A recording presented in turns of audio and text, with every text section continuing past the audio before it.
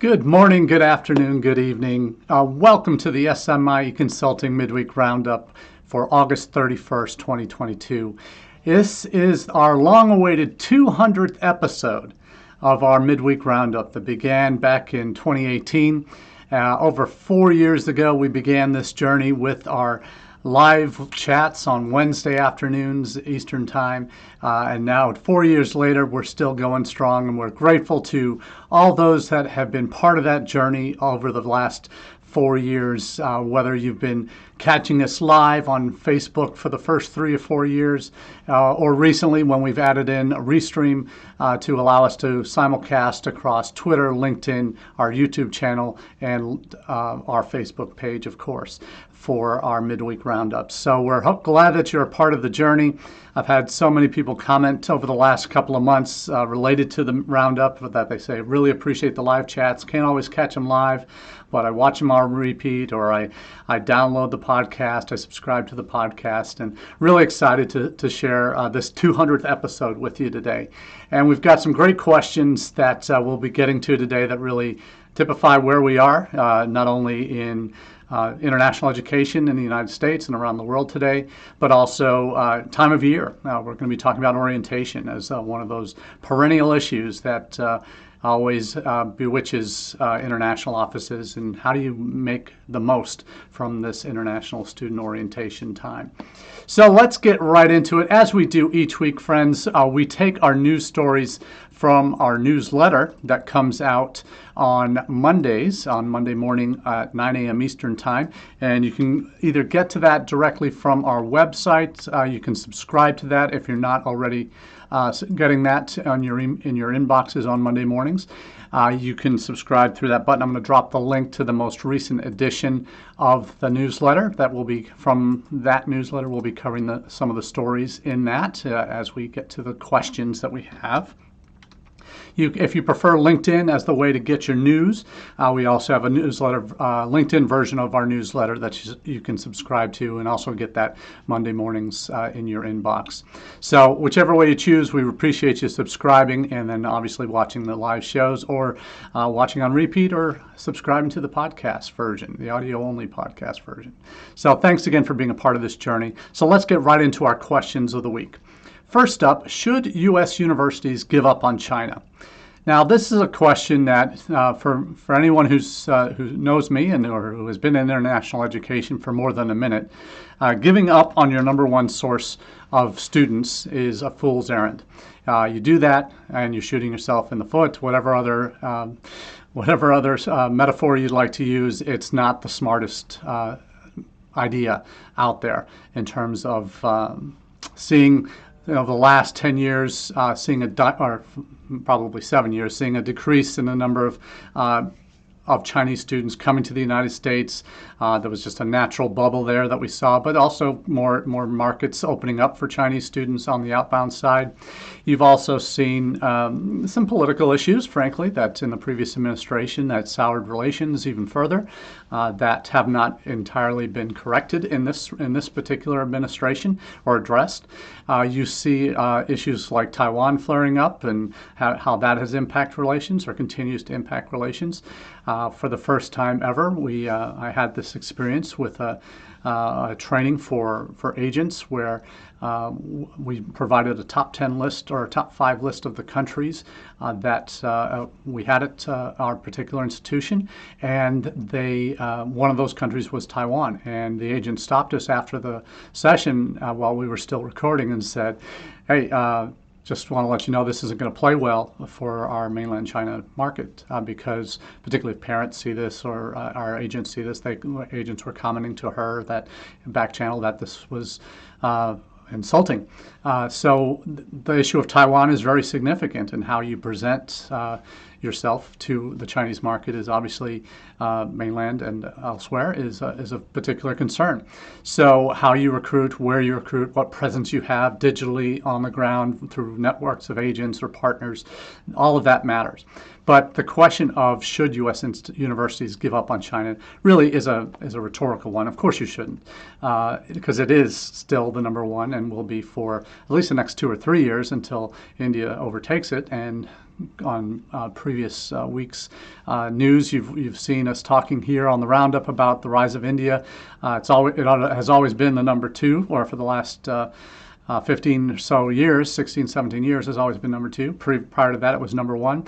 And my guess is in the next 3 to 4 years, India will surpass China in terms of overall number of students in the United States. Obviously, it's growing now, but it will take some time to displace China. Unless China suddenly rebounds dramatically.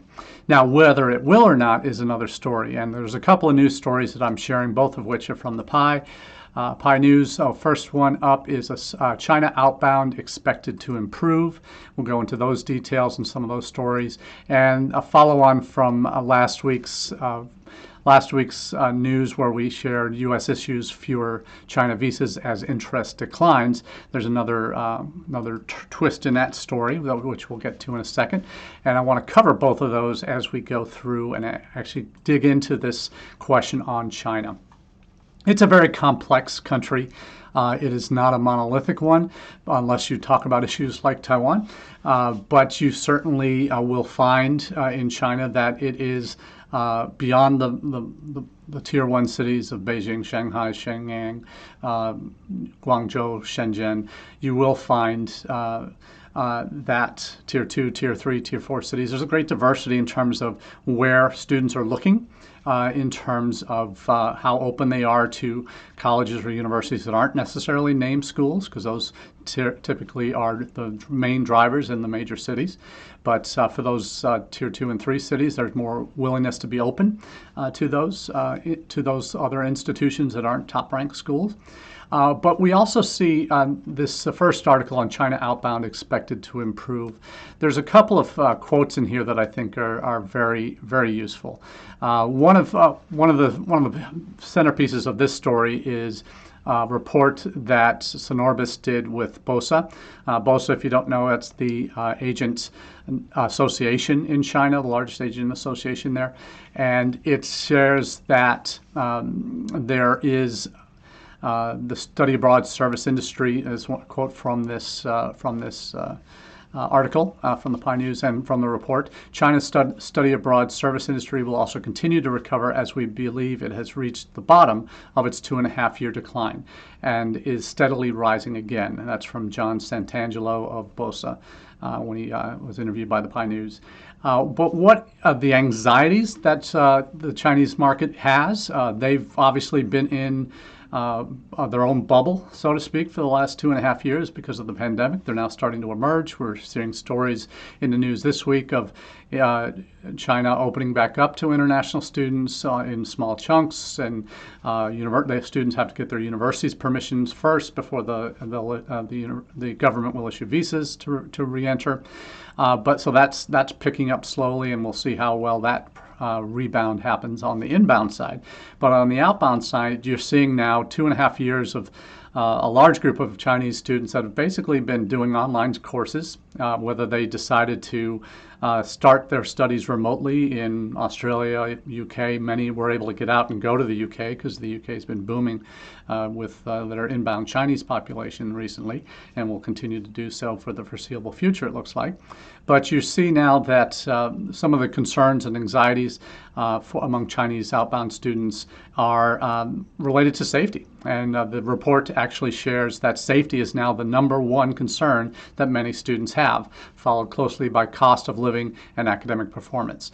So those from this most recent report by BOSA and Synorbis reflect some changing in the dynamics, where it's no longer rankings being the top factor that is, or concern that is affecting where students will go. So there's some movement in the Chinese market in terms of what those priorities are.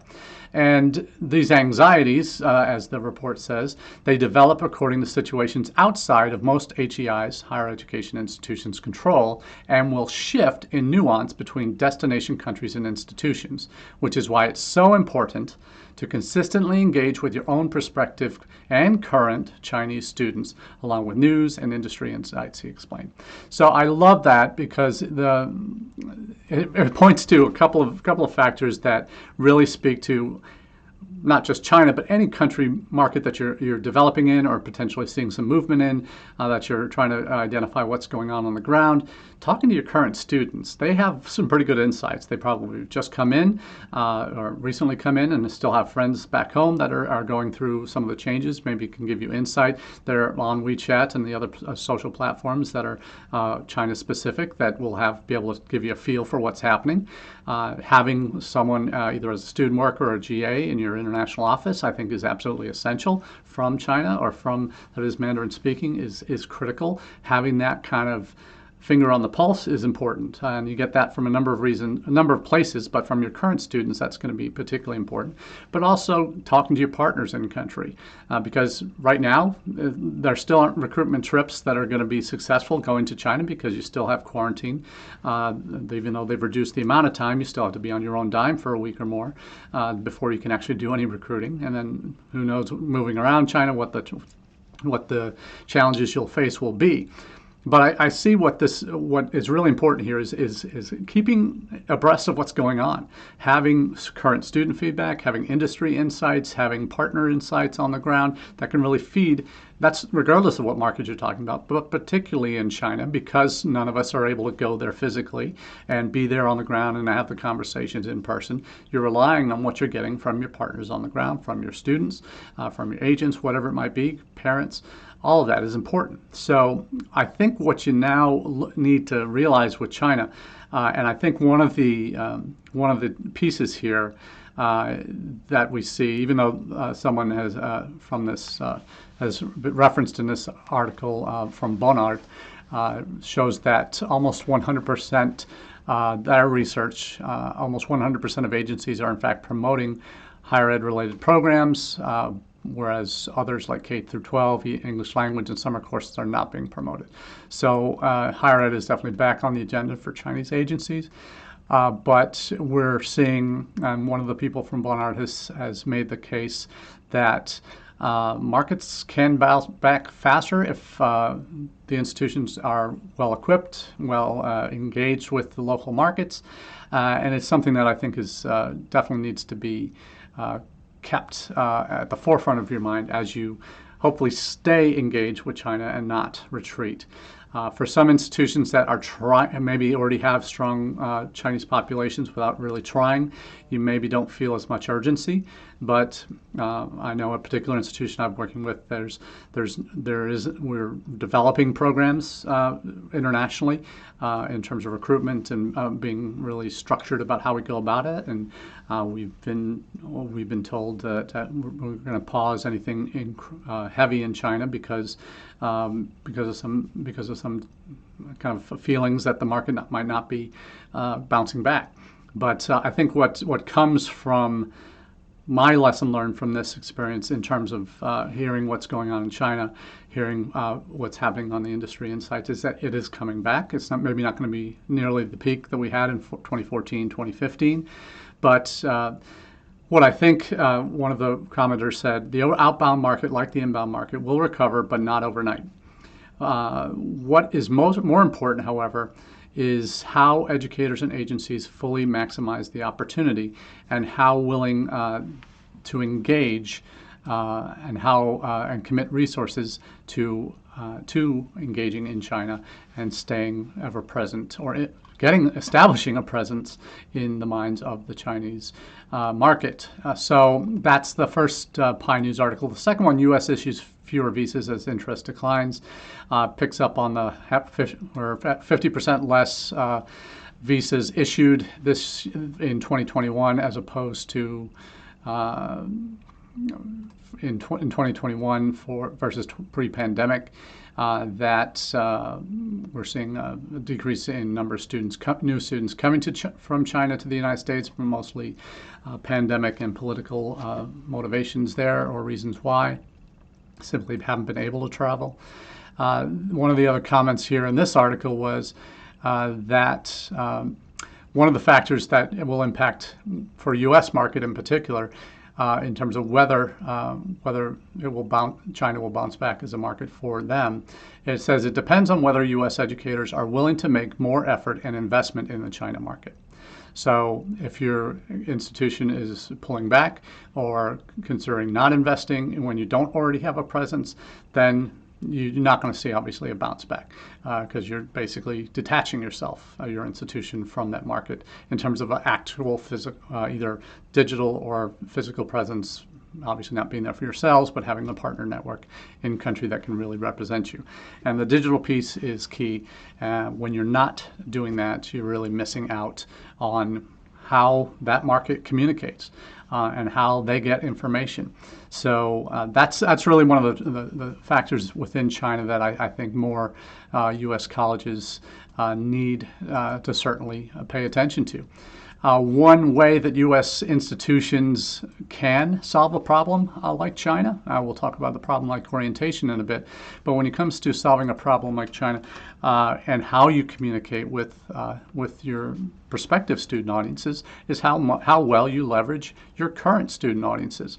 And here I'm talking about having, and the next article is from INTED. They've done some research work on student handbooks that have been produced by on-campus Chinese student associations that operated either as part of the university or with the endorsement of the university. Some are entirely independent that have have maybe a more creative side, that more jokes and anecdotes. But these are all handbooks that were published in Chinese and made available to students, prospective students that are incoming to the university. This has been done at Penn State, Vanderbilt, UT Austin, UC San Diego, University of Maryland, and Stanford. So the 6 examples that, or 6 institutions that the INTED team reviewed. So those are very practical examples that makes sense, that working with your Chinese Student Association to help develop that kind of a resource. Because what is that? If it's produced by the Chinese students on campus, it's going to have a level of authenticity and authority for prospective student audiences that you're not able to deliver yourself as the international office. Because it's direct from your students, and the students give you that authenticity, and it's a more particular and precise way to present the message that you want to be delivered to your prospective student audiences in markets where you are struggling to get a grip or struggling to make an impact.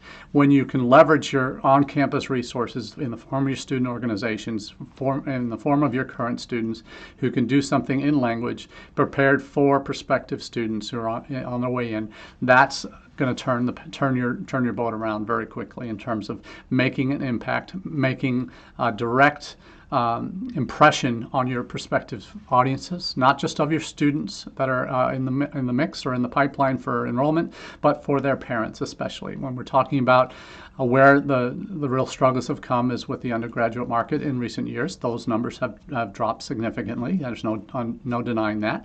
And part of that is parents have gotten aren't as comfortable sending their sons and daughters here, and that safety issue, as the previous articles mentioned, that's the number one concern or anxiety that they have. So how do your current Chinese students address that issue, and have them tell that story and address that particular piece that really makes sense? Really has value to prospective audiences. So that's a real I think important insight into the Chinese market that institutions in the United States really need to get a hold of, and is how well you're leveraging your current assets on campus to reach your future student audiences in China. So hopefully that gives a little help on that front. The second question of the day is one that we talk about infrequently, but every once in a while we do mention the power of soft power in international education. We've talked about that in reference mostly to what China's been doing over the last few years with their Belt and Road Initiative. That has been clearly a soft power initiative that is designed to help grow China's influence in the world through financial relationships with and transportation and educational relationships that they've built throughout the developing world.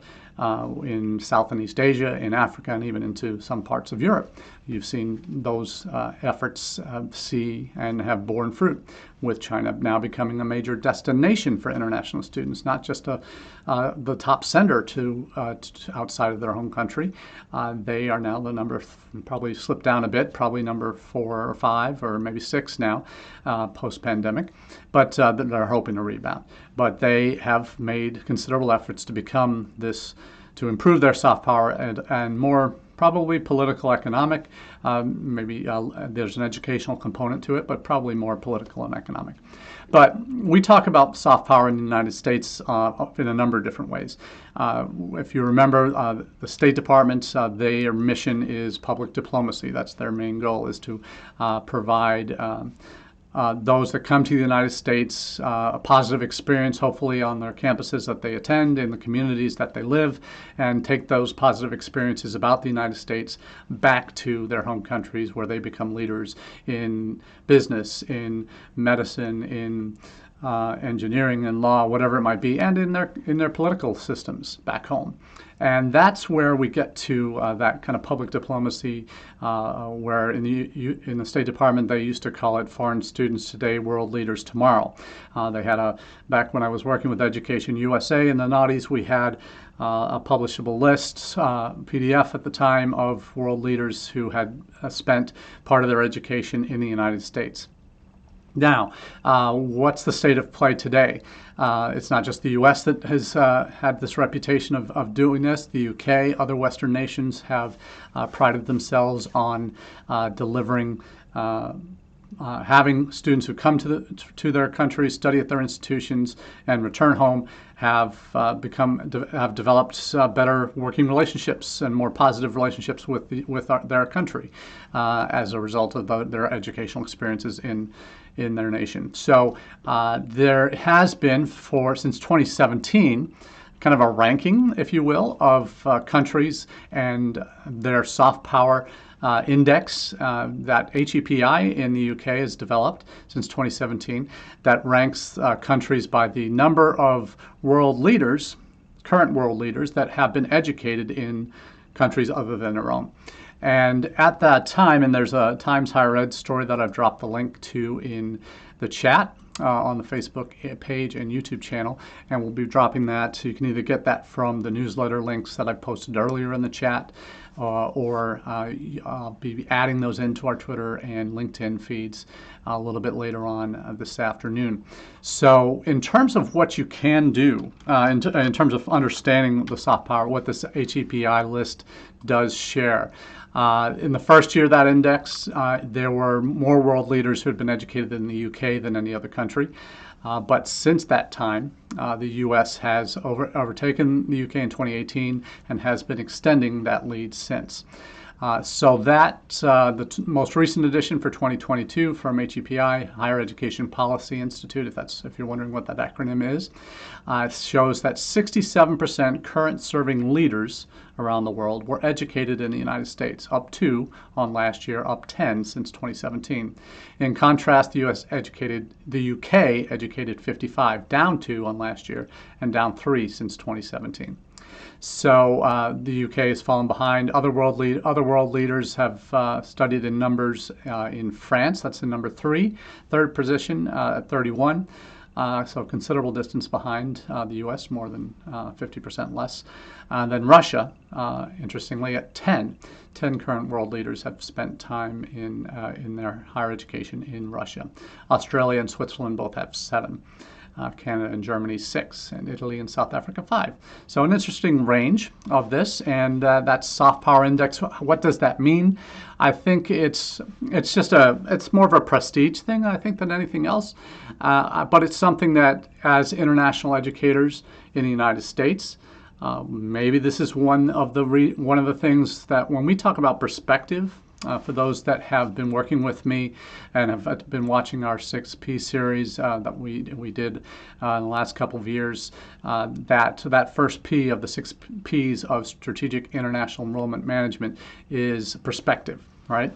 And the perspective we're talking about here as it relates to soft power is having that global perspective of not only where the U.S. stands in relation to its peers for recruiting international students. We always encourage institutions, when we talk about having a global perspective, to know what the competition is doing and know that your competition isn't just your domestic rivals for applications. It's often other countries' universities and colleges that are your rivals for international student applications. So that's one part of perspective. The other is an internal perspective. But when I talk about perspective to institutions about this, means how this also affects how you should be marketing your institution, not just focusing on how you're better than your domestic peers, and which really doesn't necessarily matter to international students, but how first, not just talking about your own institutional qualities and why you should come here, but also focusing more on why you should study in the United States. And part of that reason is the campus experience that students get in the United States that they typically can't get anywhere else in the world, or don't get as well as they do in the rest of the world. The global quality of institutions that we have in the United States, but looking at national ranking, international rankings, and all of that. But then also looking at something like this, the Soft Power Index, and realizing that more world leaders are educated here in the United States than anywhere else in the world. Having that as what you can say, part of your message to a prospective student should be why the United States, not just why you're a university, but why the United States. You can go into OPT, STEM OPT, you can go into campus experience, you can go into quality, you can go into world leaders studying in the United States. All of that should be part of the messaging that you have to your prospective student audiences. So it's not all about just you. It's recognizing the U.S. as a destination first, then your institution, and why should be a destination of choice for students from around the world. So that's, I think, what I think soft power can mean in relation to how we use it and talk about it with prospective student audiences. So hopefully that some of that resonates with you now. But when I talk about international students, I really find one of the most challenging parts of the equation is that time during that we're in right now. Many colleges have just started their fall terms. We've seen some colleges have been in session for a week or two, but this time of year is arrival day, is orientation. It is the first week of school. And that time, for anyone who's been in international admissions, and orientation is really what you live for every year, because it's seeing the fruits of your labor over the last 12 months or longer in some cases of working with students from around the world who've flown around from thousands of miles for a day or more in many cases to get to your campus. And now they're finally there. You see them on campus, they're exhausted, but they're also so excited, nervous excitement. Their adrenaline is what's keeping them awake because of the travel that they've had. But they're just so excited to finally be on campus. And the question we're asking here is, how do we solve a problem like orientation? And it's a twofold question, and two-part question here. It's not just figuring out how you manage that orientation program itself, but what you do with it, not just during that time before classes begin, but after orientation as well. Because that's one of the biggest concern any college or international admissions, international student orientation person has had over the years. They'll tell you, first thing more than anything else, that the biggest drawback to the way international orientations have been done is information overload. Because you try and cram in so much information in a short amount of time before, right after those students get on campus, that they're not really processing it all. Maybe getting 30-40% if you're lucky of what you're telling them. And you hope they're getting the immigration regulations, the academic policies, and the health insurance information. Those three things are probably the most vital pieces of what they need to know that help keep them in status, that help keep them safe, that help keep them academically on the up and up in their first semester on your campus. So those are the things that I think you can control and should obviously focus on during orientation. But what you do after that, or shortly after that, there's really been a movement in recent months and years to extend orientation for at least the first semester, if not the first year that your students are on campus, that have a 0 credit or 1 credit class that your international students must register for, to keep them engaged, to talk about practical training, to talk about student employment, to talk about benefits of being an international student, to talk about programming that you do, to talk about student associations and all the other wonderful things that your campus does for international students, to talk about DEI, what that means in the United States, to tackle issues of racism, of academic dishonesty, of other kind of key issues that happen during their time on campus that they need to be familiar with. So ongoing orientations is really something. And there's 2 articles that I'll be sharing with you to kind of help paint the picture a little bit brighter. One of them is from ASU. As I've talked about last week, Arizona State has been doing a phenomenal job in expanding their international enrollments over the last couple of years. They're experiencing another record group this fall. But what they've done here, and I love this, at previous institutions I've worked at, we've done focus groups with international students after they arrive, new students after they arrive, but also do interviews with them, give them a set of 5 questions, short answer questions, where they can talk about why they chose ASU, video them doing this. I have them answer some short questions, maybe in a survey or in a newspaper interview or whatever, but capturing that enthusiasm that they have, capturing them saying an answer to a question in their native language when they're all excited, they have that adrenaline, and they are just wanting to share all the why they're so happy to be on your campus. And that's the moment where they're hopefully most engaged and excited. But if you can capture that, it's like lightning in a bottle, and you can repurpose that in so many ways, through video, through social media, through an email communication flow, all of these things, through your website. You can capture these real important moments. There's an article that the ASU article is for an international student interview, talking about their experience, why they chose ASU, all the wonderful questions that you want to ask, but they're now hopefully leveraging that in future student communications. So that's really important. The other piece about supporting institutions beyond orientation week is actually coming from the conversation, and it references doing more after orientation to engage international students with their domestic peers, and suggests a variety of really useful and creative ways to make those points of engagement possible. Through social interactions, through safe digital spaces, all of these other things. So, well worth a read to just get a sense of what we're talking about there. So a lot more to say about the orientation issues, but our time is at an end for our 200th episode. And again, I can't say it enough, but this Roundup would not exist without the folks from around the world that have you listening in live, that you that are watch us on repeat or download the podcast or subscribe.